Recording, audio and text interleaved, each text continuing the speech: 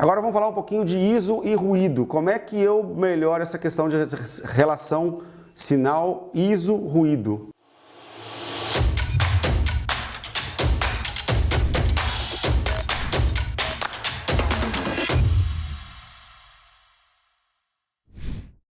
Como é que é isso? Lá na época do filme, né? Eu sou um fotógrafo que veio do filme, né? Então eu vivenciei metade da minha carreira, eu tenho 30 anos de profissão, metade dela é em filme. Então antes era o ISO lá, então a gente comprava um filme lá, colocava na câmera e tinha um ISO tal, né? E as câmeras de vídeo eram escuras, né? Por isso que os grandes parques cinematográficos do mundo inteiro eram sempre lugares que tem muito sol e muita luz, né? Hoje isso mudou, de anos para cá, com a tecnologia de ISO melhorando cada vez mais, a gente consegue filmar com pouca luz. Porém, quando a gente vai até o limite, isso começa a dar um ruído, que é isso que vocês estão vendo aqui, ó, nesse exemplo aqui. Então você tem esse granulado que você pode querer esteticamente em alguns filmes, né? De repente você quer dar um estilo mais antigo, e aí mistura com preto e branco, e faz parte do seu projeto audiovisual você ter esse ruído. Mas muitas vezes a gente controla essa questão, a gente não quer muito ruído.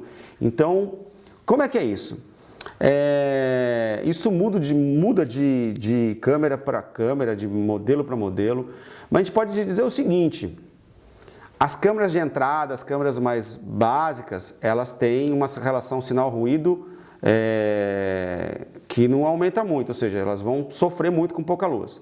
As câmeras mais top, as câmeras full frame, as câmeras que têm maior valor agregado, que custam mais, geralmente ela tem essa relação de ISO muito melhor. Então vamos lá. Se eu pegar aqui no slide, esse slide já tem um tempinho, hein? Ó. Se eu pegar aqui no slide que está T6i ou T7i, 80D, ela vai ter um sinal ruído bom ali até 1600, 3200 e tal. Se eu pegar a 5D Mark II como está aí, ou a 5D Mark III, Mark IV, elas vão ter relação sinal ruído muito melhor já, não é verdade? E as câmeras, ou mesmo a 6D versão 1, versão 2, são câmeras que respondem ao relação sinal-ruído muito bem. Estou citando aqui câmeras da Canon, mas também se aplica a câmeras da Nikon. Aqui no Brasil a gente tem quer queira ou não, a Nikon meio que deixou de lado aqui o Brasil de uma certa forma, na minha opinião pessoal. A Canon conseguiu se estabilizar melhor e hoje a maior parte dos fotógrafos tem a câmera Canon. Alguns nichos a Nikon opera mais, outros a Canon. Mas em vídeo, não me pergunte porquê, mas a grande escala é Canon. Então, vocês vão ver muitos exemplos aqui relacionados à marca Canon, ok? Então, por exemplo, vou dar um exemplo prático aqui, vamos lá. Se eu tiver uma câmera da série que começou na T1i, T2i, T3i, T4i, T5i, T6i, T7i, você já lançou a T8i, então elas vão responder muito bem ali até 1600, né, 1250, 800, 3200, depende, para cada um de nós isso vai ser, não, tá legal aqui a relação, não tem muito ruído, não tem muito granulado. Passou disso, começa a granular. Então, geralmente, eu posso querer isso ou não. Né? Ou eu coloco luz, ou eu aumento o ISO, não tem para onde fugir. Né?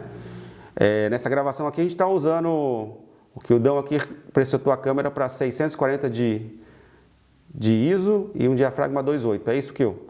E estamos usando uma lente fixa, certo? Uma 50, uma cinquentinha. E uma 7D Mark II aqui. É legal de saber, né? Então, porém, se eu usar uma câmera já como a série que a gente chama de série de entrada da Canon para full frame, a gente chama a 6D Mark II, são câmeras que, entrando no mundo full frame, geralmente se entra por essas câmeras, ela tem uma relação custo-benefício muito interessante. Então aí você já vai conseguir usar, de vez em você usar 1600, você consegue usar 6.400, 8.000 de ISO, sem ver grandes ruídos. Uma resposta muito interessante. Então essa relação, ela está muito ligada ao avanço tecnológico, né? E está muito ligado ao padrão de câmera que você está. Eu estou numa câmera de entrada, estou numa câmera já um pouco mais avançada, estou numa full frame de entrada, já estou numa câmera para fotojornalismo, estou numa câmera top. Então, quanto mais valor agregado, quanto maior o investimento, você vai ter uma relação de sinal-ruído melhor. Grosseiramente é isso. Então é isso, acho que você tem que controlar o seu ISO, o sinal-ruído, né? Sinal ISO-ruído. Não deixar ele escapar muito, né? Eu diria que um número médio para as câmeras de entrada, que eu imagino que é o grande público que a gente está atingindo aí, 1600, 3200, né? A Sony, a série Alpha, que é muito legal também, tem uma relação de ruído bem interessante também. Então, muito fazer exercício mesmo ali, se aumentando o ISO, você vendo se está criando esse ruído muito forte. Onde que eu vejo isso? Na parte escura da foto.